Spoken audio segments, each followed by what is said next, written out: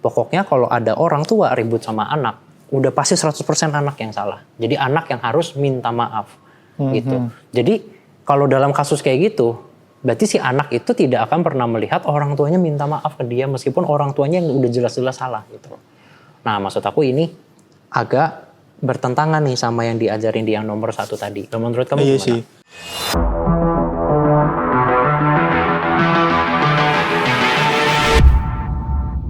Mas, ini kan kita udah makan nih, makan siang, perut sudah terisi, otak sudah terisi. Jadi enaknya kalau siang-siang gini habis makan daripada ngantuk, bener nggak? Mendingan kita bahas sesuatu yang seru-seru nih. Apa nih? Kan biasanya kita kalau habis makan siang kan ngantuk. Nah daripada ngantuk, setelah Ya, ini kan kita tidur masih dong. harus kerja.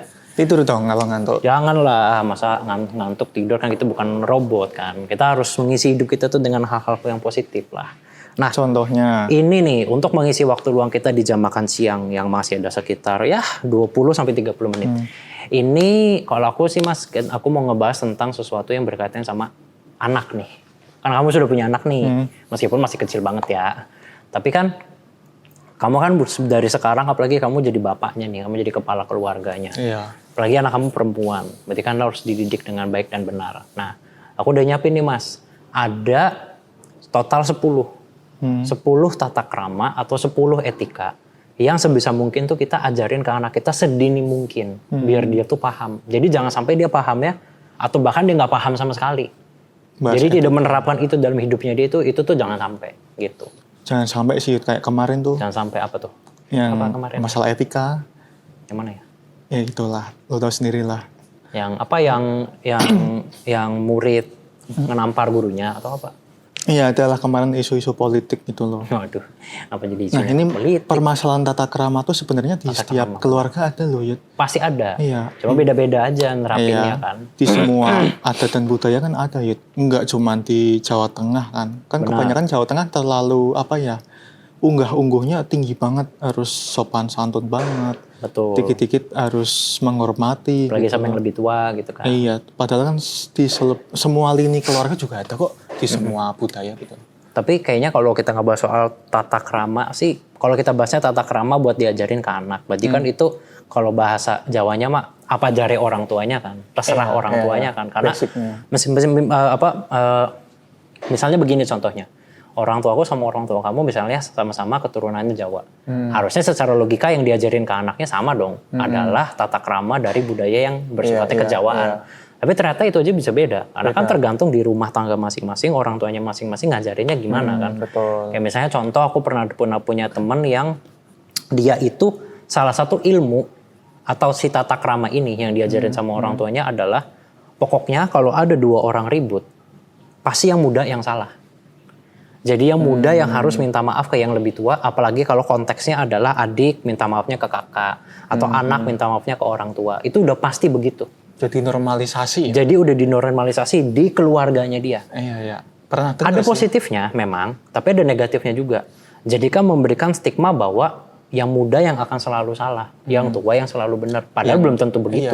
Gitu loh. Benar. Yang muda yang ngalah. Yang muda yang ngalah yang jadinya. Padahal bisa jadi ya mohon maaf banyak kasus di mana yang tua yang kurang ajar gitu loh. Nah tapi karena udah terbentuk stigma seperti itu ya itu jadinya ada positif negatifnya. Nah ini nih Mas aku sudah mempersiapkan. Oh ya yang kemarin ya apa tuh? Apalagi ini khusus buat kamu nih yang baru aja punya anak. Berarti anak kamu usia berapa minggu berarti? Baru 1 bulan. Udah nyampe sebulan? Udah dong. Lahirnya tanggal berapa sih? 20 Januari. Oh iya ya. Lagi belajar merangkak nih.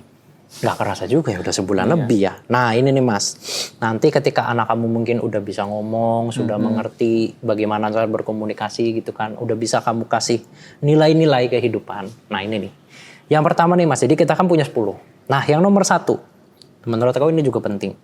Itu adalah anak itu harus tahu kapan dan bagaimana caranya mengatakan kata tolong, maaf, permisi, dan terima kasih. 4 kata ajaib ya. 4 kata ajaib yang kelihatannya simple buat diomongin. Tapi untuk benar-benar dipraktekkan dengan timing, dengan nada terutama yang pas, yang baik itu tuh susahnya minta ampun. Nah balik lagi Mas kayak yang aku contohin tadi. Ada loh kasus di mana orang tua nih literally ngajarin ke anaknya dengan kalimat dan kata-kata yang jelas bahwa ngomongnya tuh gini. Pokoknya kalau ada orang tua ribut sama anak, udah pasti 100% anak yang salah. Jadi anak yang harus minta maaf gitu. Jadi kalau dalam kasus kayak gitu, berarti si anak itu tidak akan pernah melihat orang tuanya minta maaf ke dia meskipun orang tuanya yang udah jelas-jelas salah gitu. Nah, maksud aku ini agak bertentangan nih sama yang diajarin di yang nomor 1 tadi. Menurut kamu Iya gimana? sih. Tapi kadang ada statement yang kamu sebutin tadi itu ada yuk cerita kayak gitu banyak. Ada. Nyampe ke bawah sampai besar pun kadang orang makin dewasa makin nggak tahu menau tentang kapan harus minta tolong, Betul. minta maaf. Minta maaf terutama. Iya, apalagi makasih. Jadi dianggapnya hal yang tabu dan hal yang normal. Kalau kita udah dibantu, kita mau minta tolong, ya udah, tolong dong kasihin ke ini, tolong dong kerjain ini. Hanya sekedar itu. Kalau habis selesai ya udah nggak ada minta maaf, minta terima kasih, apapun itu nggak lengkap gitu 4 kata ajaibnya itu. 4 kata ajaib, iya benar. Iya. Apalagi kalau buat aku pribadi ya Mas ya. Sejauh aku kan hampir 30 tahun hidup, kamu sudah 30 tahun lebih hidup. Kalau di hidupku sendiri, yang benar-benar dari 4 kata ajaib ini ya, ini 4 tepatnya susah buat dipraktekin dengan baik dan benar ya.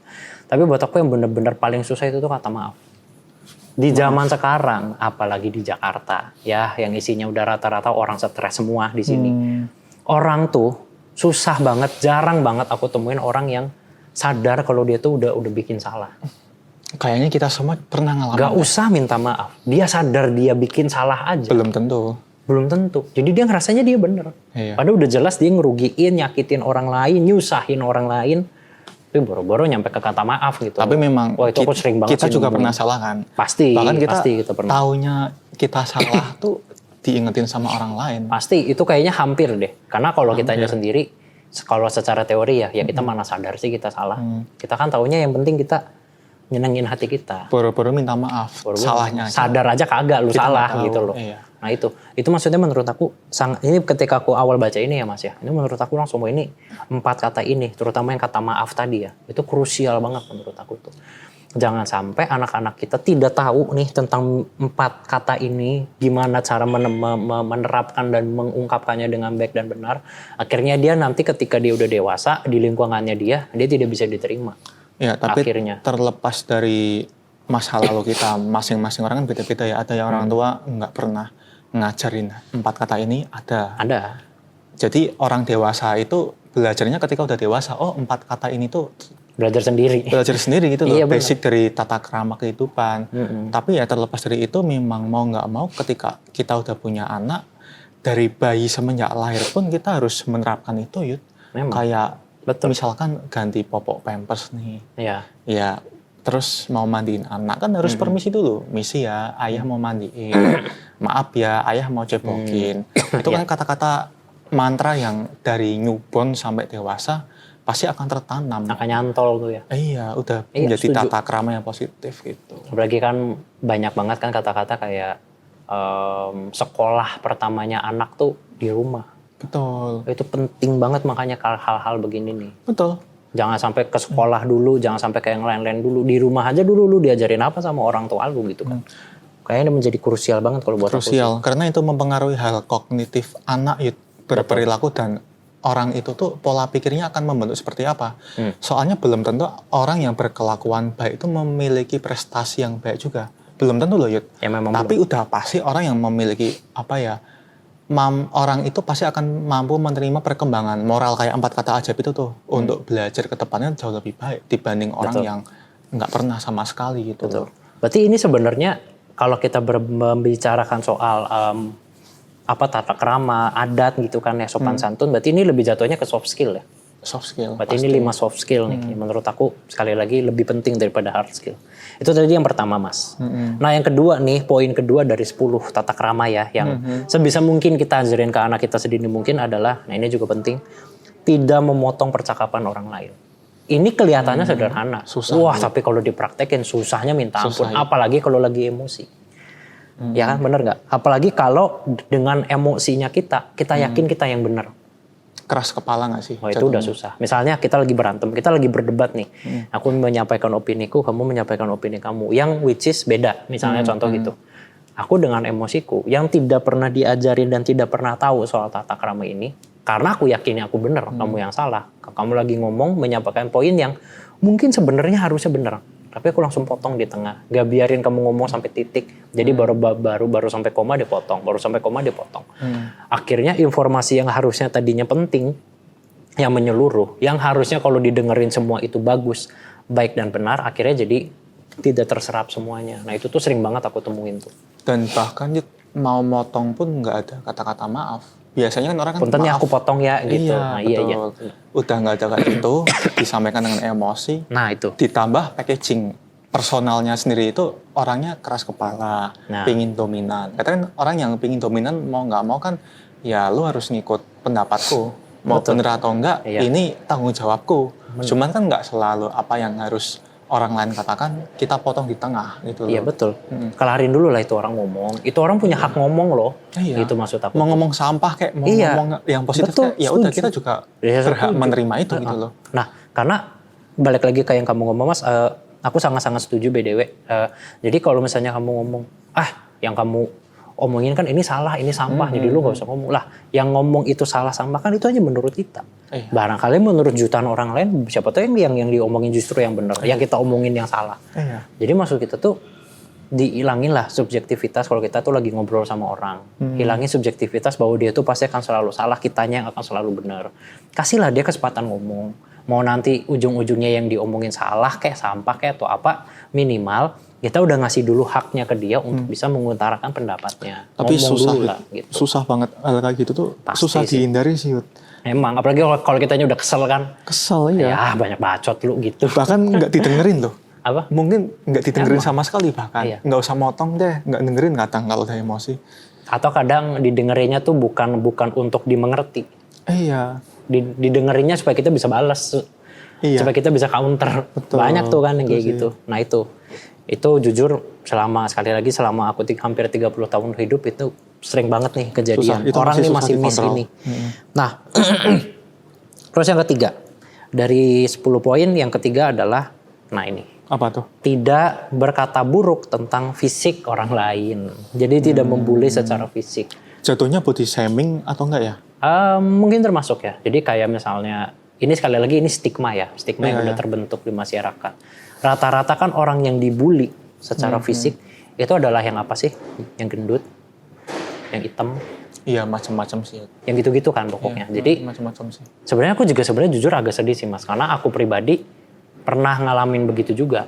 Pernah jadi korban dan juga pelaku. Pernah. Dua-duanya pernah. Aku juga seperti yang kita pernah bahas lah di episode lalu. Padahal kalau kita ingat ya, di zaman kita kecil dulu, zaman kita masih bocah, mungkin TK atau SD awal, yang kita main sama semua tetangga kita, semua teman kita yang berbagai ras, berbagai apa, fisiknya beda-beda.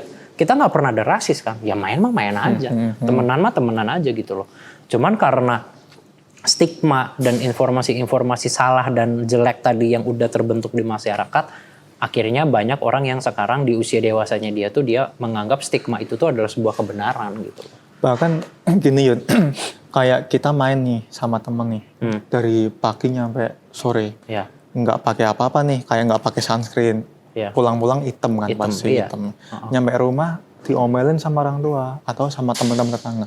Kok lu tambah hitam sih sekarang, main mulu. Nah, dari situ kan mulai terbentuk tuh. Dijudge ya. Oh ternyata dari keluarga, tetangga dan pihak sekitar ngomongin hal kayak gitu tuh hal yang lumrah ya. Atau malah ada imbuhan kata Mas biasanya. Apaan? Kok lu jadi makin hitam sih Yud, jadi tambah jelek. Nah berarti hitam konotasinya jelek dong.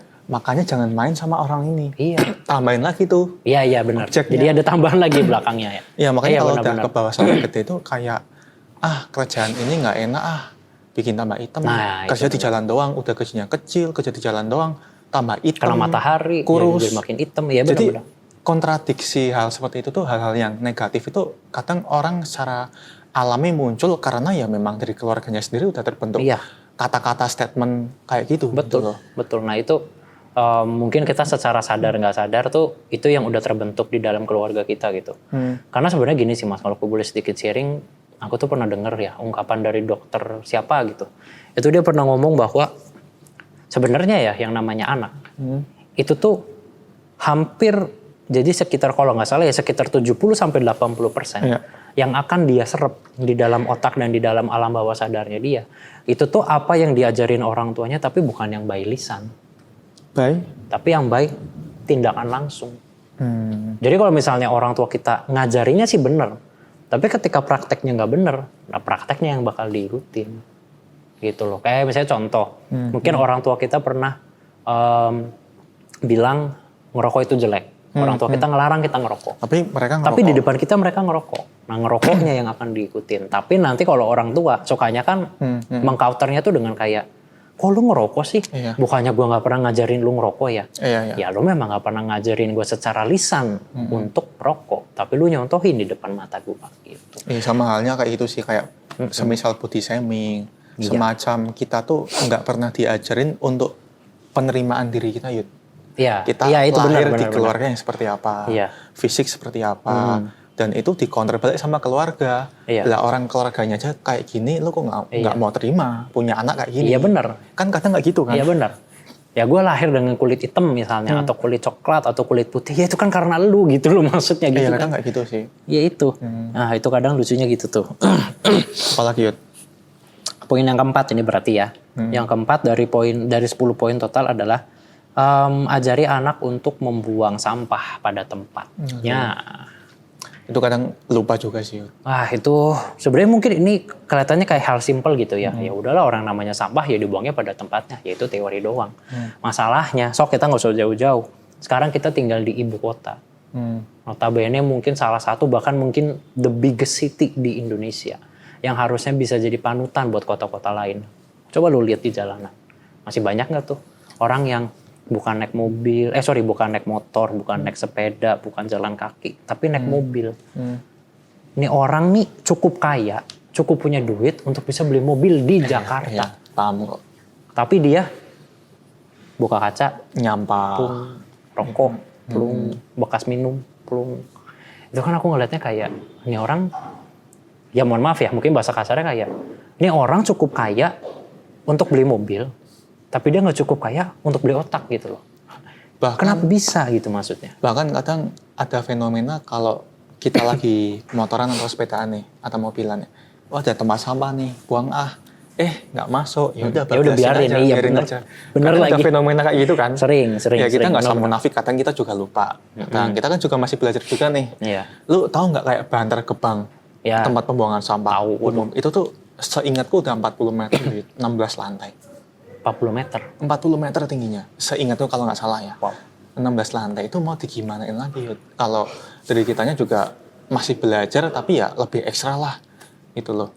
Kalaupun mau buang sampah sembarangan pun, ya setidaknya kita nyiapin satu plastik di tas kita, lu buang deh ke plastik, masukin tas sendiri nggak apa-apa.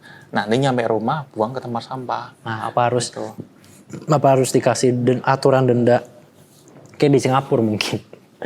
Orang yang buang sampah didenda itu susah sih ya. Susah, Yud. Kalau di Populasi di sini kan makin banyak ya. Udah jauh lebih banyak daripada penduduk Singapura ya, orang Jakarta aja kayaknya. Iya, ngawasinnya juga harus ketat kan, kayak gitu. Sebenarnya susah sih kalau kayak gitu, emang harus diajarin dari kecil. Dari kecil, benar. Di kecil dipupuk, diajarin, dikasih contoh terutama, nggak cuma diajarin by lisan tapi dikasih contoh. Sehingga akhirnya itu ngebekas buat si anak. Masalahnya kalau dia jadi orang yang kayak tadi tak contohin, yang oke, jadi orang sukses, jadi orang kaya, bisa beli mobil, mobilnya mewah. Tapi lu di mobil mewah lu turunin kaca terus lu buka sampah sembarangan kan itu. Dan ngajarin membuang sampah pada tempatnya tuh harus detail, Yud. Sedetail ini, Yud. Kalau sampah udah penuh, ditaliin. Jangan asal buang, pada tumpah. Nah, Benar. itu kadang hal-hal detail kayak gitu Emang harus diajarin juga ya? Enggak diajarin Iya, dari keluarga gitu loh kadang. Karena kan kalau tumpahnya di dalam tong sampah kan nanti kasihan petugas kebersihan yang ngebersihin gitu kan. Iya benar-benar. Bahkan sama-sama makan organik nggak apa-apa deh tumpah di jalan. Nanti juga ada kucing yang makan. Nah itu. Iya kalau ada kucing gitu loh. Terus juga ada yang bersihin. Nah iya. Jangan punya mental begitu Ya, tuh. Itu mental jelek tuh kayak gitu. Ya meskipun memang benar nanti juga ada yang bersihin. Tapi kan ibarat kasarnya kalau kita nggak nambah-nambahin kerjaan dia kan itu akan lebih bagus. Kita nggak nyusahin hidupnya dia kan lebih bagus gitu kan. Nah ini yang kelima nih Mas. Poin kelima dari 10 hal yang kita perlu ajarin ke anak kita sedini mungkin. Gimana? Adalah ajari anak untuk mendengarkan dengan seksama ketika ada orang yang ngajak bicara. Jadi sebenarnya nyambung sama yang poin keberapa tadi itu? Yang kedua ya. Yang jangan motong. Jadi meskipun ya ini mungkin kalau secara teori sih gampang ya, yaitu sebisa mungkin kalau lu lagi ngajak ngobrol orang, Mau itu lu lagi emosi atau enggak sama orang itu, biasain kalau namanya sedang berkomunikasi dua arah, ya lu dengerin lah lawan bicara lu tuh ngomongnya apa. Jangan cuman maunya point of view lu doang yang dimengerti sama orang itu. Orang itu juga punya point of view lain mungkin, yang bisa jadi lebih masuk akal sebetulnya dari point of view lu. Tapi karena lu nya udah terlanjur punya emosi, punya pikiran jelek, pikiran negatif, akhirnya lu ngelihat bahwa si point of view-nya dia itu salah, gitu loh.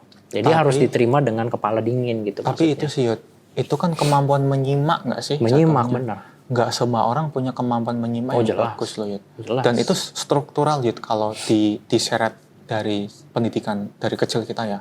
Kalau kita nggak diajarin kemampuan menyimak dari keluarga, dari sekolah, itu susah. Gedenya tuh kadang bener kata kamu tadi. Egois jadinya. Kadang orang dengerin pendengaran statement orang lain hanya untuk membalas, bukan untuk mencerna. Itu karena kemampuan menyimaknya bisa jadi dipertanyakan sih. Iya. Kadang kan orang dengerin nih, udah dengerin, aku nggak setuju nih, udah tinggal timbal balik. Tapi pada intinya orang itu nggak mengerti intisari apa yang disampaikan oleh orang lain. Jadi akhirnya yang kita pembahasannya lagi bahas A, ke orang lain udah menyimak, udah dengerin, tapi bahasnya ke B, C, D gitu loh. Udah kurang menyimaknya, kadang motong di tengah jalan, terus apa yang dikomentarin beda topik nih. Kan pernah ada kan kasusnya kayak gitu kan. Sering malah kita. Urusan kantor malah kita seringnya tuh. Kadang tim A pinginnya ngobrolin tentang hal A nih. Tapi tim B sudut pandangnya kok lain. Ternyata kesalahan menyimak, nggak dengerin dengan seksama nih kayak gini nih. Ribut deh di situ. Ya, atau kalau bahasa lebih sederhananya sih kayak maunya cuma didengerin tapi nggak mau ngedengerin. Bener. Nah itu aduh, banyak banget sih aku selama hampir 30 tahun hidup tuh banyak banget temuin orang yang setipe-tipe seperti itu. Dan mohon maaf ya, sebagian besarnya rata-rata adalah orang tua.